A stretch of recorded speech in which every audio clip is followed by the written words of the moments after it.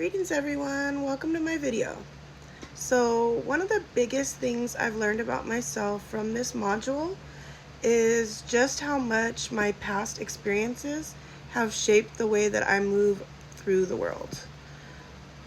Especially in terms of awareness, perception, and judgment. Going into this, I didn't fully connect how early experiences can quietly influence not just how we see others, but how we see ourselves. Something that really stood out to me from this week was the idea of a scale of consciousness and disconsciousness. Before this module, I hadn't really thought about how people can operate in a state where biases are normalized or go unquestioned. The concept of consciousness versus disconsciousness really helped me figure out that concept. And this concept helped me reflect on how important it is to actively move toward awareness rather than unintentionally absorbing or perpetuating harmful assumptions.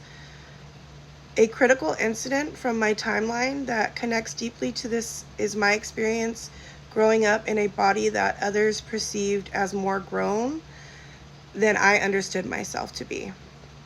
As a child, I didn't necessarily see myself that way, but I became aware over time that others, especially adults, were treating me differently, sometimes in ways that felt inappropriate or confusing. Looking back, I can now recognize that they were not only misconceptions, but also moments and actions that crossed boundaries. That experience made me more hyper-aware of my surroundings and more self-critical, especially in how I present myself and how I believe others might perceive me. When I connect this to the module, I can see a strong parallel. The idea of disconsciousness, where people act on biases without questioning them, helps explain how adults could project adult interpretations onto a child without fully recognizing the harm that they were causing. It also made me reflect on how important it is as an educator to be intentional about how I perceive students. I never want to project assumptions onto them based on their appearance, behavior, or background. Instead, I want to approach each student with curiosity, empathy, and an awareness of my own potential biases.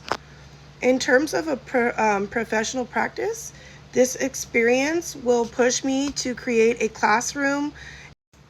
In terms of my professional practice, this experience will push me to create a classroom environment where students feel safe, seen, and not judged or labeled.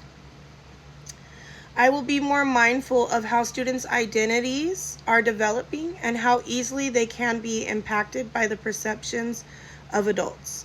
I also plan to actively check myself by reflecting my thoughts, my actions, and my reactions, and asking questions like, where is this assumption coming from? And am I responding to the student or to a bias that I may not have been able to examine yet?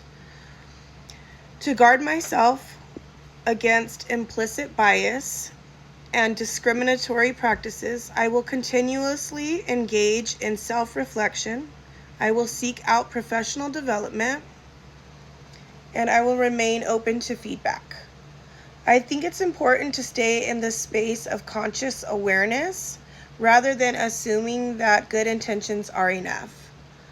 This module showed me that being aware is an ongoing process and it's not a one-time realization. So overall, this experience helped me to understand that my past doesn't just stay in the past. It shows up in how I think, how I react, and how I teach. But instead of letting it limit me, I can use it to become the best version of myself and to become more intentional, more empathetic, and always more aware. That to me is what it means to grow in consciousness and to actively work against bias in both my professional and personal life. Thank you for watching and thank you for listening.